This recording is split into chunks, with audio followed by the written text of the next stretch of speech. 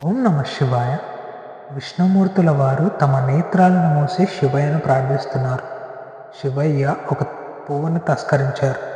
విష్ణుమూర్తుల వారు 999 సార్లు మంత్రాన్ని జపించిన తర్వాత ఒక పువ్వు కనబడటలేదని గ్రహించి తన నేత్రాల్లోంచి ఒక నేత్రాన్ని తీసి శివయ్య పాదాల ముందు సమర్పించారు. విష్ణుమూర్తుల వారి యొక్క అమితమైన భక్తిని చూసి ఆనందించిన శివయ్య తిరిగి ఆ నేత్రాన్ని పునరుద్ధరించి ఒక వరం కోరుకోమని అడిగారు. అసురులను జయించే శక్తి నాకు ప్రసాదించండి అని విష్ణుమూర్తుల వారు అడిగారు.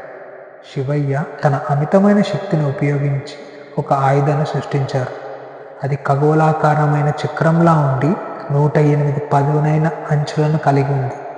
విపరీతమైన వేగంతో క్షణంలో ఎంత దూరమైనా వెళ్ళి శత్రువుల నాశనం చేసే శక్తి దానికి ఉంది. ఆ ఆయుధాన్ని మనం సుదర్శన చక్రం అని పిలుస్తాం.